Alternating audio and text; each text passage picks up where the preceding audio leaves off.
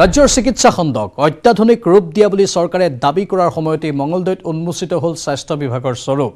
উৰে নিশা প্ৰসৱ বেদনাত ছটফটাই থকা মাতৃৰ কাষলৈ চিকিৎসক নহা বাবে মৃত্যু হ'ল নৱজাতকৰ। পৰিয়ালৰ অভিযোগত আৰম্ভ হ'ল আৰক্ষীৰ তদন্ত।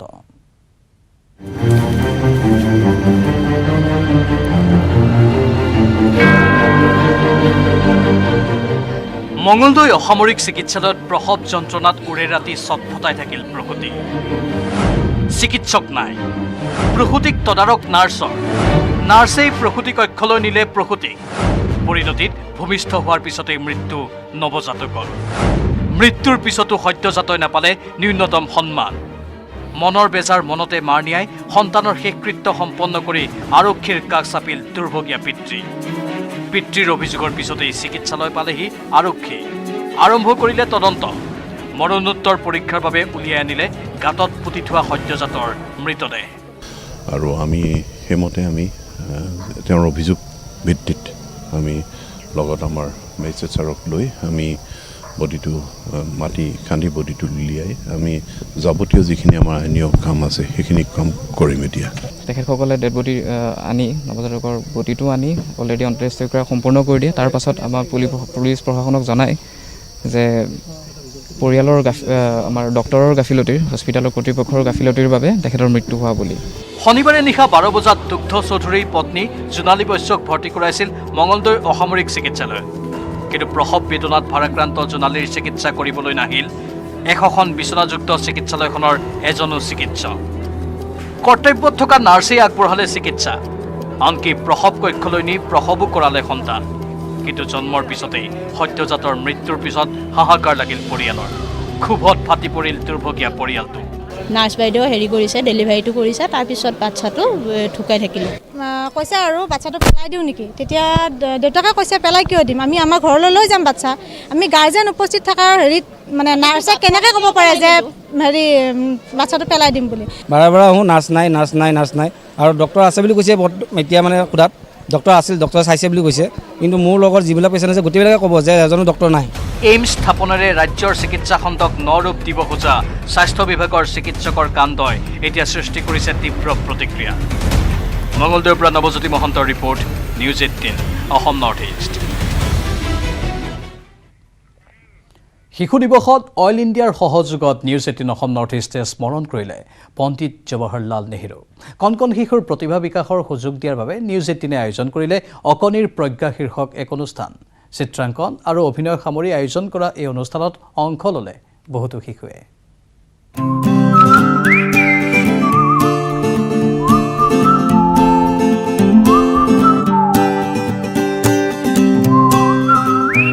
শিশু দিৱস উপলক্ষে অইল ইণ্ডিয়া লিমিটেডৰ সহযোগত নিউজ 18ৰ বিশেষ আয়োজন অকণিৰ প্ৰজ্ঞা শীৰ্ষক অনুষ্ঠানটিত কণ কণ শিশুসকলৰ মাজত চিত্ৰাংকন আৰু অভিনয়ৰ এক বিশেষ প্ৰতিযোগিতা আয়োজন কৰা হয়।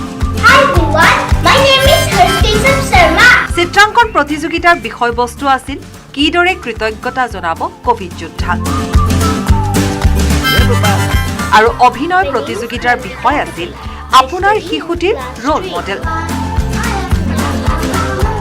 আমালৈ আহিছিল 100তকৈও অধিক ছবি আৰু ভিডিঅ'।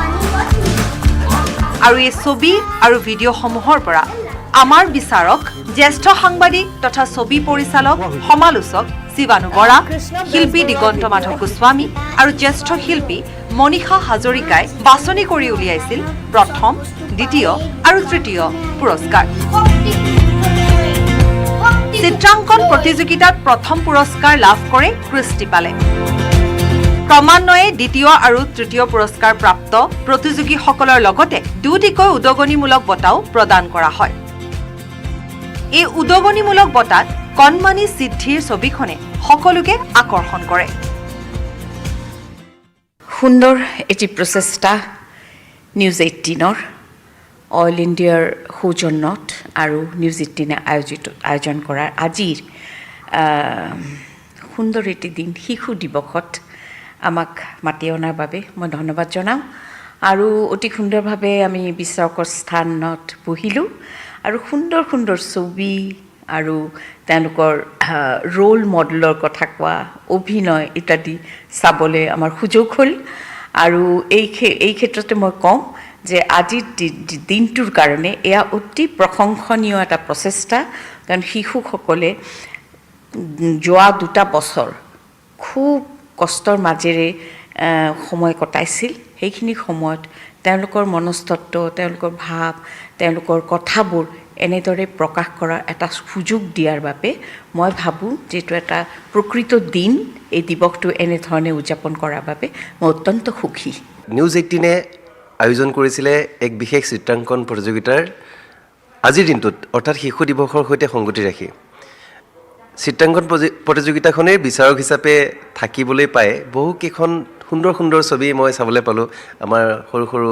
কিশোৰী মইনা মইনিহঁতে অংকন কৰিছে খুব ভাল লাগিলে A role model is a person whom we look upon, respect. ইফালে অভিনয়ৰ শাখাত মাতৃক ৰোল মডেল হিচাপে লোৱা উদ্দীপনা গোস্বামীক প্ৰথম পুৰস্কাৰ দিয়াৰ লগতে পৰাশৰ বৰা আৰু কৃষ্ণা বেজবৰুৱাকো ক্ৰমান্বয়ে দ্বিতীয় আৰু তৃতীয় পুৰস্কাৰৰ বাবে বাছনি কৰা হয় যুৱাক্ষী আৰু হৰ্ষিতা ডেকাকো বিচাৰকৰ পছন্দৰ পুৰস্কাৰ দিয়া হয় মই লাভলিনা বাৰ দৰে হ'ব বিচাৰো মই স্কুললৈ যাওঁতে ৰাস্তাত লাভলিনা বাৰ ফটোবোৰ দেখা পাওঁ আৰু টিভিটো দেখো অতি সুন্দৰ অভিনয় কৰিছে সকলোৱে সুন্দৰ অভিনয় কৰিছে কিন্তু আমি বিচাৰক হিচাপে আজি উপস্থিত থাকি তেওঁলোকৰ মাজৰ পৰা শ্ৰেষ্ঠ কেইগৰাকীমানক নিৰ্বাচিত কৰাৰ যেহেতু দায়িত্ব পৰিছিল আমাৰ হাতত গতিকে আমি কেইগৰাকীমানক নিৰ্বাচন কৰিবলগীয়া হ'ল কিন্তু এইখিনিতে কৈ থওঁ যিসকল নিৰ্বাচিত নহ'ল তেওঁলোকে কেতিয়াও দুখ কৰিব নালাগে বেজাৰ কৰিব নালাগে আমি উৎসাহ দিছোঁ আৰু অভিভাৱকসকলেও উৎসাহ দিয়ক তেওঁলোকক আগলৈ আগবাঢ়ি যোৱাৰ ক্ষেত্ৰত তেওঁলোকে এই যে প্ৰচেষ্টা চলাইছে এই যে অভিনয় কৰি পঠাইছে ভিডিঅ'সমূহ পঠাইছে সেইটোৰ বাবে তেওঁলোকক আচলতে আমি ধন্যবাদ জনাইছোঁ আৰু আগলৈ শুভেচ্ছা জনাইছোঁ আৰু এনেদৰে অল ইণ্ডিয়া লিমিটেডৰ সহযোগত নিউজ 18 অসম নৰ্থ ইষ্টে দিলে কণমানি শিশুসকলক প্ৰতিভা বিকাশ কৰাৰ এখন মঞ্চ news desk report news 18 Assam north east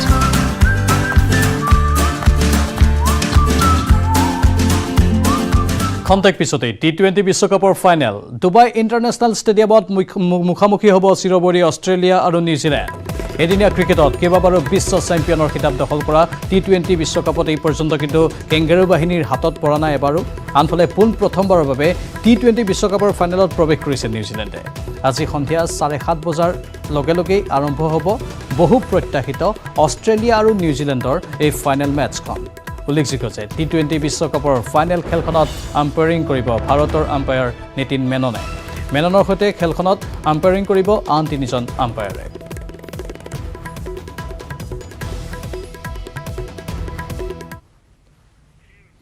আৰু বাতৰি শেষ অংকলৈ যোৱাৰ পূৰ্বে পুনৰ সময় হৈছে চমু বাণিজ্যিক বিৰতিৰ Our engineering power dealer now with free registration, insurance and easy finance. Contact Skylight Automotive Private Limited 7002845016.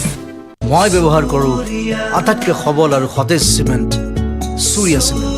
Surya cement অটুট ঘৰ অটুট অসম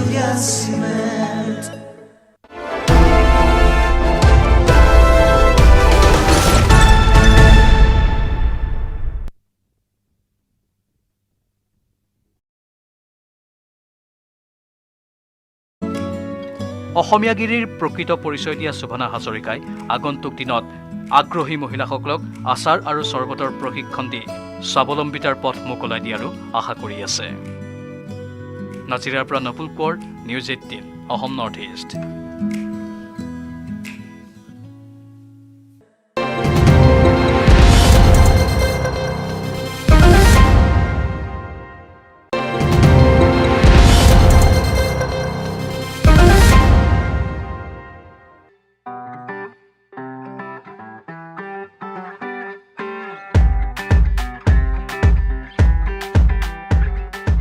মহানগৰীৰ হাউকুচিত মুকলি কৰা হ'ল এখন নতুন নাৰ্চাৰী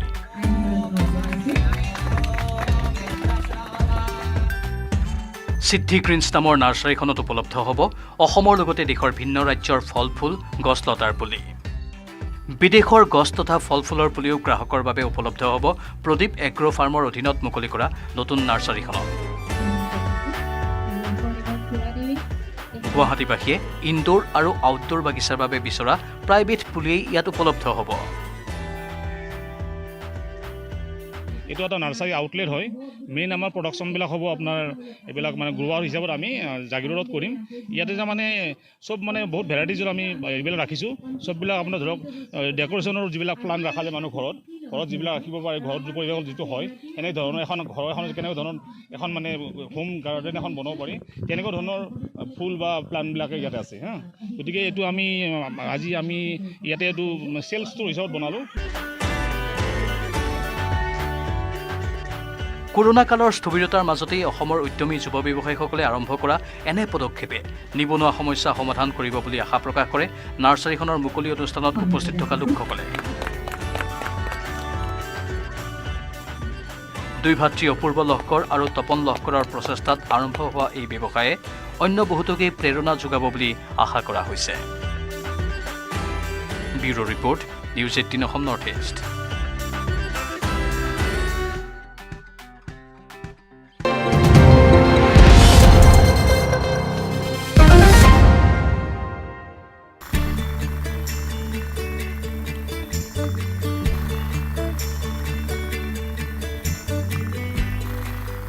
শিৱসাগৰ জিলাৰ নাজিৰা নগৰৰ এটি কণমানি ছাত্ৰৰ উদ্ভাৱনী প্ৰতিভাই চমক সৃষ্টি কৰিছে।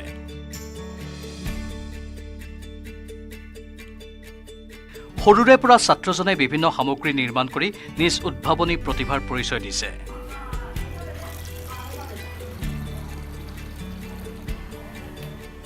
শেহতীয়াকৈ ছাত্ৰজনে নিজৰ সুবিধা হোৱাকৈ এটি বিদ্যুৎ চালিত এয়াৰ কুলাৰ আৰু এটা কফি মিক্সাৰ মেচিন সাজি উলিয়াইছে।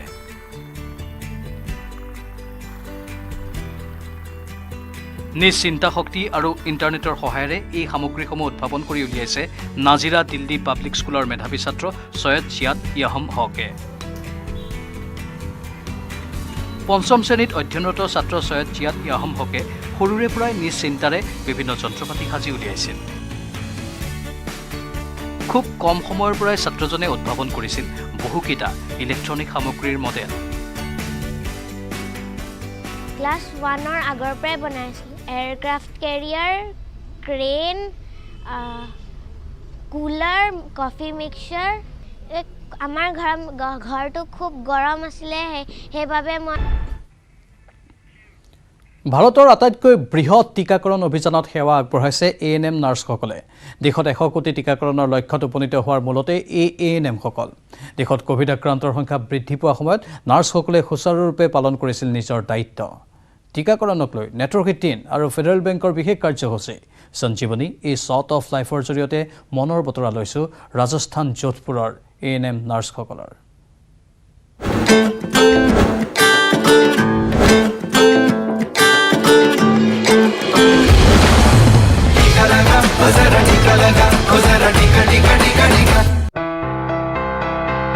जब आपने ज्वाइन किया था तब यहाँ माहौल क्या था?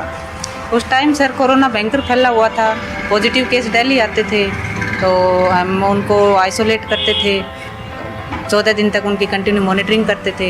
हम सर उनको जैसे सैम्पलिंग वगैरह करवाते थे और जैसे पॉजिटिव आते तो उनको होम आइसोलेशन करते और ट्रीटमेंट देते थे और जो ज़्यादा गंभीर होता है उनको रेफर करवाते थे। यहाँ पहली बात तो सर हमें भाषा समझ में नहीं आती थी, लोगों की भाषा की प्रॉब्लम थी।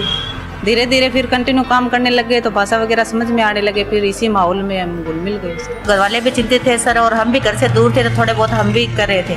दिन प्रतिदिन डेथें बढ़ती जा रही थी, खूब डेथें हो रही थी तो हमें भी डर लगता था। हमने भी हमारी पूर्ण सुरक्षा की पर काम करते रहे सर। एक भी छुट्टी नहीं मिली। हम दीपावली पे, होली पे भी इधर ही थे, रक्षाबंधन पे भी इधर ही थे सर। कोई भी अगर कोई जॉब स्टार्ट करता है तो सब अपना चाहते हैं कि हाँ ठीक है सही तरीके से हो, ज़्यादा प्रेशर नहीं हो। लेकिन इन लोगों का जिस सिचुएशन में इनका इंट्रो हुआ है, मतलब जब ये आए हैं तो इनका मेरे हिसाब से ये कि सबसे जो अहम हिस्सा है इन्होंने अपनी ज़िंदगी का हो सकता है इस ड्राइव के दौरान सबसे अहम पार्ट इन्होंने अपनी ज़िंदगी का निभाया सर। हार्ड से हार्ड ड्यूटी कर सकते हैं सर, पूरा नॉलेज हो गया अभी पर। कोरोना काल में इतनी हार्ड ड्यूटी की है तो आगे भी हम कर सकते हैं सर। परिवार को गर्व है सर। हमारे घर वाले कहते हैं आराम से ड्यूटी करो, कोई टेंशन नहीं है। बहुत अच्छा लग रहा है इसमें करके कि हमारा सौभाग्य है कि इस महामारी के टाइम पे हमें जॉब मिली और अच्छे से हम कार्य करें, आगे भी कुछ सीखें ताकि कोई भी खतरे का कुछ भी आए तो उसमें हम आगे बढ़ चढ़ कर हिस्सा लें। सर हमें बहुत अच्छा महसूस हो रहा है कि आज हमने इंडिया के अंदर 100 करोड़ वैक्सीनेटेड लोगों को मतलब कोरोना से मुक्त किया है। जो हमारी एनम बहनें हैं उनको भी बहुत बहुत मैं धन्यवाद देना चाहूँगी, जिनके छोटे बच्चे हैं, घर पे सास ससुर है, बूढ़े माँ बाप है, उनकी बगैर परवाह किए उन्होंने जी जान से ड्यूटी की है। ये जो यंगस्टर्स हैं जिनको रिक्रूट किया गया है, इनका कंट्रीब्यूशन कोविड में बहुत ही तारीफ के काबिल है। अगर शायद ये नहीं होते तो हम आज जिस मुकाम पर हैं, जो लगभग कोविड वैक्सीनेशन कर पाए लोगों का, वो शायद मुकाम हम हासिल नहीं कर पाते।